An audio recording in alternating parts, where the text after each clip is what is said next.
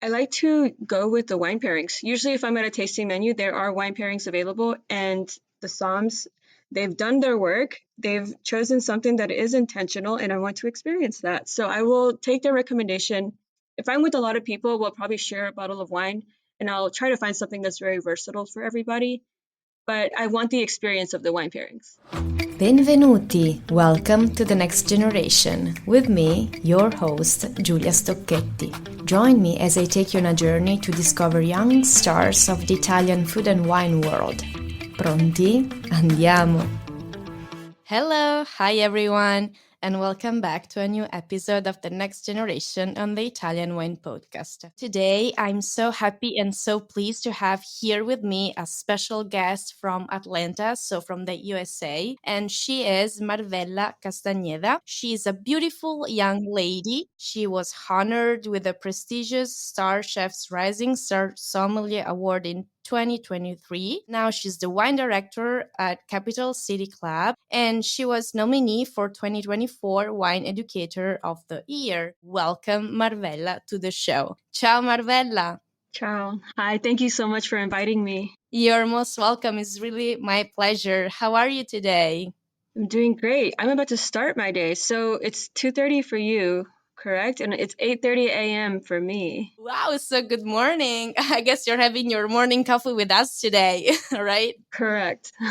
That's beautiful. Well, how is Atlanta these days? It got cold again. It was a little warm for a couple of days and now it's cold and I need it to get warm. I need my sunshine. I need my warmth. Originally, where do you come from? Like, where were you before Atlanta? So I've been in the Southeast my whole life. I was born in Florida. I grew up in Greenville, South Carolina. Then I moved back to Georgia. Then I moved to Florida for just a tiny bit, and now I'm back in Georgia. Oh, wow. So you got the sun inside. Basically, wherever you go, there's sunshine. It's good for Atlanta to have someone like you there warming up the city. I was stalking you on Instagram and I was like, oh my God, she's amazing. I mean, she started with like chalk art, I guess, and then you ended up in the wine world. But what impressed me is the way you share your life experience on social media and like on your website, and you're on your diploma journey, and you're making all this like visual arts to remember the maps, the wine places, the wine regions. And I was like, wow, that's amazing. I think it's really, really nice and helpful also for other people. So how's going? How's your diploma journey going? The diploma journey of WSET is probably one of the most challenging things that I've ever taken on. I didn't expect for it to take this long. I don't know why I thought that it would be just like a 2-year thing, one and done. No, especially having a full-time job, it's been challenging in trying to stay positive. I did fail one of the modules. I failed the business one, but I also started a new job when I started the business module and I didn't have time to study. You need time to study. You have to make time. I missed it and I'm doing it again, but it's hard.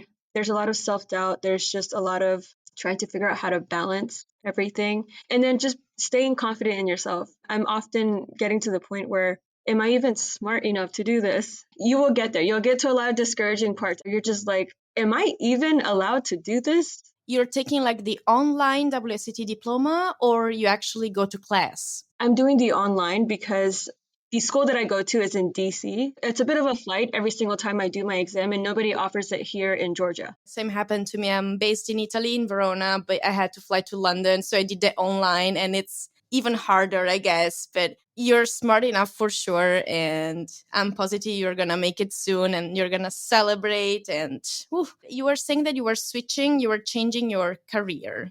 Can you tell me a little bit about your background? Like, what were you doing before? Yeah, I started the wine career, the whole wine thing. I started it like in 2021. I'm actually very new professionally in the wine world. I was doing chalk art in Athens, Georgia when I was there, and I mostly just focused on murals. I was a contract artist. I did signage, but I was still in the restaurant industry. So every now and then I would patch a little bit here and there with wine. It wasn't until I moved into Atlanta. I started at Lazy Betty.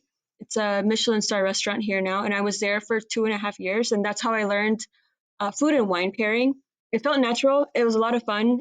It taught me how to get out of my comfort zone, and I always take risks now with pairings. It's always fun.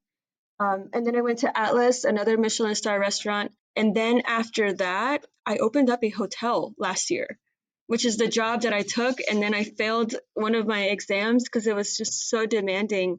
But I opened up this hotel. It was like 976 rooms. It was a huge project. And I was there for all of 2024. And I don't ever want to open up a hotel ever again. But it was a great experience. I learned a lot.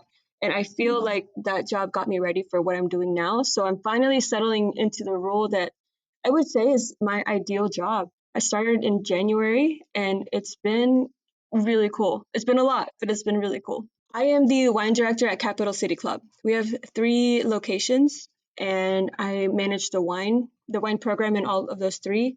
I work on doing wine pairings. I work on fixing, just working on the menus, and creating wine entertainment based events for our members. Is there some of your like pieces of art in the place you're working? Like, do you do also some chalk art there, or it's something you do in your free time, like among your hobbies? Usually, I do get to do some chalk art, and some of my jobs in the past, I've been able to do signage. But here, I don't really have a lot of time for that anymore. I actually haven't had time for chalk in a while. I'm really sorry to admit that. I've gotten so busy, and the art element in my life now is the Drawn to Wine, that little project that I have on the side. It's what helps me study.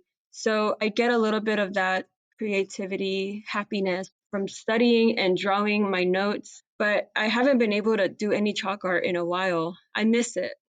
Oh, I bet. So, how does it work? Like, you start reading and studying, and then you take notes like in a visual way. How do you do that? What's the creative process? Yeah, it's I outline an entire chapter and then using that outline, I create images that group certain sections together. For instance, the wine faults. That was the first time I did this and I listed out all the wine faults and I drew them. So if it was like a dirty, cardboard moldy smell, I drew a really dirty wet cardboard, or I drew a rotten egg or a barnyard with a horse next to it.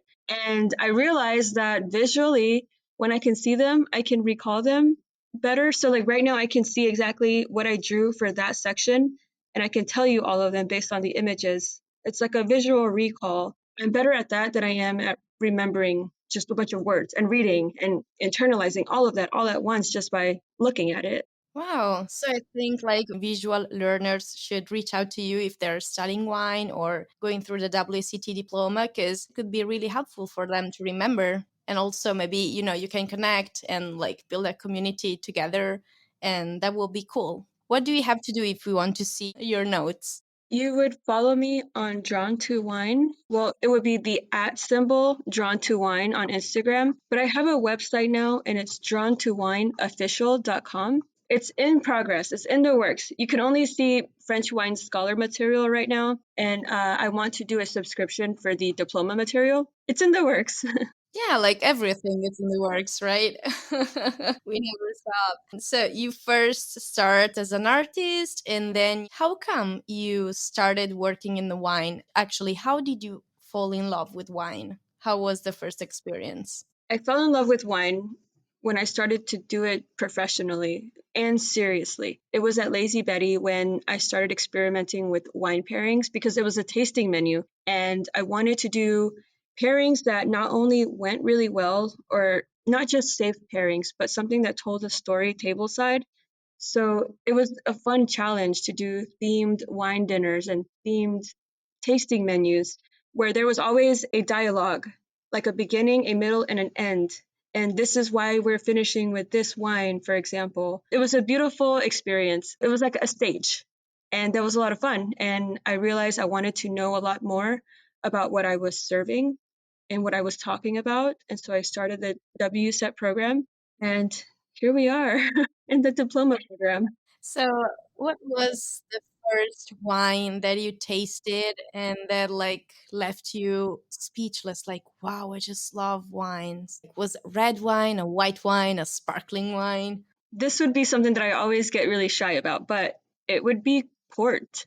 At Lazy Betty, when I started there, there was a lot of different vintages of port available by the glass, especially the colleras. I was trying them. You could just try them, right? And so I would sit there trying them back to back. I tried the 62, the 75, and then I was thinking, what is the difference between the 1970s? So I tried the 75, the 76, 77, 78 back to back, and they were so different. And the vintages, they spoke differently in a glass, where the 75 was just beautiful and round, the 76 was very tropical, the 78, I remember it tasting like tamarind and banana.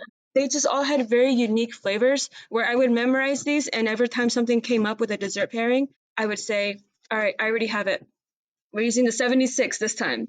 That was a lot of fun, and that opened up my eyes more into food pairing. So, like, your favorite thing is food and wine pairing. It's just not like wine by itself, but it's this interaction that creates the magic between wine and food. Correct. It is so much fun. It's an art, and you are the spectator. You're the audience when you eat and drink that art. It's fun. It should be really satisfying, I guess. And also seeing like that maybe what you like, sometimes people really appreciate it, and sometimes they're like, what is this? It's quite unconventional, but it's good. So, what's an unconventional food and wine pairing, like a really crazy one? The one that I always like to do is fish and red wine. Everyone's always like, why would you even think about that? I just did one this weekend for Valentine's Day at one of the club locations, and they served a seared fish. It was a white fish over a risotto with tomatoes in it. And I served fontori, the Chianti Classico, to 2014 Filero di la Mole. 100% Sangiovese. It was absolutely beautiful, and it surprised everybody. And what I always said before pouring, I said, make sure you get a bite of that chunky tomato with the risotto and a little bit of the fish at the same time, and then finish it with the Chianti. Everyone was just so amazed, and they were like, I was worried you were giving us a white wine for the last course. I said, absolutely not. Anything's possible. Yeah, I love that. Wow, that's beautiful. And how do you decide how to pair food and wine? Like, you try every combination every time, or sometimes you just picture the interaction, knowing the meal and also the wine? I try to get in front of the food and the wine at the same time, but usually when it's a place like where I am at now, where there's a lot of events happening at once, a lot of menus and tasting menus that need to be paired, I just have to go off of what I know. And I eat and drink wine a lot. So I go off of a lot of my own experiences that I've just recorded in my memory. For instance, the fish and the Chianti is something that I enjoyed about 3 years ago. It was a redfish, and I had a rosso di montalcino with it, and it was excellent. So I've always experimented with something a little softer with fish. It's always been fun, and it's just a lot of research on my own end. How does your research work? Like, you prefer to cook something, or you just go out and eat and discover new places, new restaurants? What do you do? I go out to eat. It is my favorite thing to do. I think earlier you asked me what my hobbies were. I love to go out to eat and experience a tasting menu or something new. The work of chefs, it's literally art, just like I said earlier. And we are the audience, and tasting it and finding out what goes well with it, what changes it, what supports it, or what's just nice and safe. I love doing it. When you go out enjoying some good food with good wine, do you ask for recommendations, or you just take the menu and pick whatever sounds good to you? Like, do you like to talk to the som and to the waiters, or you prefer to decide yourself? I like to go with the wine pairings. Usually, if I'm at a tasting menu, there are wine pairings available, and the Psalms, they've done their work. They've chosen something that is intentional, and I want to experience that. So I will take their recommendation. If I'm with a lot of people, we'll probably share a bottle of wine, and I'll try to find something that's very versatile for everybody. But I want the experience of the wine pairings. That's beautiful, because usually in Italy we are not really used to it. There are just a few places where you can find actually this food and wine pairing experiences. Otherwise, you have to like pick the food and then you pick the wine, or vice versa. It's becoming more and more popular just these days, But usually there's like the food list and the wine list, and maybe you just ask the som or someone from the restaurant like what pairing they recommend. So it's really nice that in Atlanta people are used to this food and wine pairing menus. I think it's really helpful also for consumers that are not really into wine to get more and more familiar with wine, because I'm sure they really appreciate this. I didn't realize that. That's really cool then, because it's so normal to me. It's available everywhere. Have you ever been to Italy? No, but I want to go so bad. Yeah, you should come to visit. We have the same hobbies. You can stay at my place. We can share some good food, some good wine with friends, and you'll see how crazy Italians are. And you will see that we don't have all this much like food and wine pairing on the menus. But here, in Italy, there's wine everywhere. And thank God it's not even too expensive. If you have to come to visit Italy, what place would you like to go first, you think? It's funny that you bring this up. In my new job, one of the goals that I have is to organize a wine trip for my members where I would go and I would lead everybody into a region and talk about it. And the top of my list is Piedmont. I don't know if any of them are going to listen to this, but I don't want to ruin it for everybody. My goal is just to travel through Piedmont, Italy, go through Barolo, go through Barbaresco, but not just there. Go a little bit more north. I'm still trying to plan on how to do this and how to spread this out. Like, should I go into Lombardy? Should I go a little bit more south into Tuscany? But it's something that I have in the works, and I want to focus on the northern part first. What do you think I should do? Where should I take them? If it's just like a week and a half. I think you should take them wherever you prefer first. Like, it's a good idea to divide north, center, and south because, in Italy, you go and every single town, and not even every single region or city, but like every single town has its own wine, its own wine traditions, its own like local food to pair with it. So, yeah, Italy is a kaleidoscope of flavors, as I always say. And it takes more than a lifetime to explore and try everything. So I think just write a list or make a visual list of whatever you'd like to see first and then just go for it. But Piedmont, I think, has amazing, not only red wines, because you are unconventional. So, of course, there are Barolo, Barbaresco, but I think you should try also some Timorasso, some Gavi di Gavi, some Roero Arneis. So, you get so many options there, and also sparklings like with Altalanga. So, Marvella, you have really good tastes, and starting from Piedmont will be great. So, Thank you. I think they would like that. maybe luckily we'll meet on one of your trips if you decide to come to Veneto, Venice, or somewhere. That would be great. That would be amazing. We have to meet. If I'm there, we have to set up a spot to meet. You can say hey to everybody. When do you think you're going to start taking people on these wine trips? This trip would be for next year. So I started this role in January and I'm still trying to kind of set up established systems, get into a routine. There hasn't been a wine director here in about a year. So there's a lot that I am trying to catch up with as far as updating menus and resorting inventories. I've got 3 different wine inventories. Well, 2.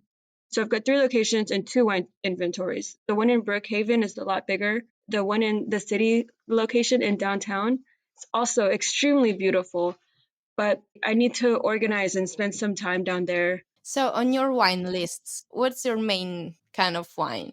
I have been trying to bring in Italian wine little by little. There is not a lot of Italian. There's a lot of wonderful Burgundy. There are a lot of Napa Valley Cabernets, a lot of American producers, but not enough of the Italian gems. So I've been bringing those in little by little, but I'm trying to not overwhelm myself with a lot of new work to do. And Italian wine is my favorite category.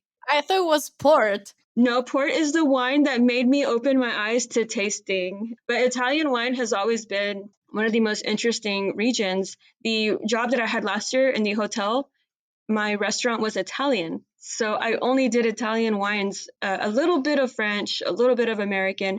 But I told people, oh, you want that wine? No, you're going to drink Aglianico today. It was very strictly Italian for an entire year. Oh, wow. That's amazing. And you're a fan of Italian wines. So, what is the Italian wine that surprised you the most so far? Or at least style of wine? I would say it would be a variety. I've been enjoying Sangiovese. whether it's Rosso or Chianti or Brunello or just any blend, like a super Tuscan Sangiovese based blend. I've been really, really enjoying Sangiovese. I like its earthiness. I like its savoriness. I like when it's very old, when it has great age, how integrated it is and how soft and gentle it can be. And it's great with food. Yeah, definitely. You should try it with a nice Fiorentina. I know it's a classical pairing and maybe it's boring for you, but I think it's quite cool anyway to try if you come over or if you have the chance in Atlanta. So, is it easy to find Italian wines in Atlanta or not? It is, and they're also affordable in comparison to what we have. Maybe not as price approachable as what you see locally, but they do tend to be the most entry level in price. And it's hard to sell them on the bottle when people see an Italian wine being $50, right? People will assume it's bad quality, but that's just how much the wine was. And it's delicious. So you mostly see them by the glass. Because you're an artist, I was thinking, is there any label that really impressed you in a positive or in a bad way in terms of like artistic design? Yes, there was one recently that I found. I'm about to pull it up because I just remembered this beautiful label. I was doing inventory, and this is a Spanish wine. There was a picture of a person on the front label, and it had the most beautiful romantic message I've ever seen in my life. It says, Eres lo que jamás soñé, lo que nunca creí merecer. And it is absolutely beautiful. And there's just two eyes drawn in the front and tears coming out. I looked it up. It was a project by a father who made this wine for his daughter. And the message on the label translates to, You are more than I dreamed of and more than I ever thought I would deserve. There is only one bottle, so I need someone to buy it so I can try it. Do you have some person that inspires you in your life, in your like wine journey, WSET Diploma journey? I definitely rely on my best friend that I went to college with. Her name is Meredith. We've known each other for now over 12 years, maybe 13. I can't even count anymore. But she's not even in wine. And the thing that I appreciate about her is every time I'm feeling like I'm behind or I'm not doing enough or, I'm just feeling like I'm not grasping concepts well, she'll call me and we'll talk about it. And then she'll put things into perspective. She'll say, Do you not realize what you've done already? Do you not realize that you are already in the middle of the diploma and you didn't think that you could get into it over a year ago? And here you are. She's very encouraging. But also, my wine community here, it's very close and everyone is equally as supportive and there for each other here. That's amazing. That's beautiful. You have someone to count on. And I guess you would love to share that Riesling with those peers, taking this journey with you and encouraging you because, yeah, never forget what you've done so far because you're doing great. Thank you. Thank you. Thank you so much. It's a pleasure to talk to you. Time is like flying. So just let me ask you three super fast things. If you have to choose between chalk drawing or sipping wine, Sipping wine. maybe while chalk drawing, you can cheat if you want. I want to do both. Nice. Your favorite label so far, is that from Riesling or you have another one? My favorite label, I would say, visually, it would be the one that I showed you. It was a Spanish wine. Mm-hmm. I would say that would be my favorite label so far.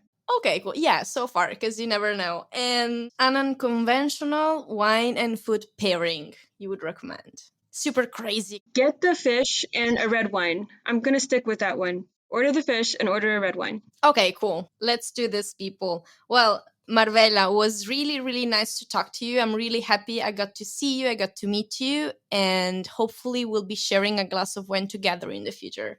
I would love that. Thank you so much for this invite. You're most welcome. Thank you so much. Have a great day. I wish you all the best. And good luck on your diploma. Thank you. You too. Thank you. Bye-bye. Grazie for being with me today and listening to the next generation on the Italian Wine Podcast. Alla prossima. Cin cin!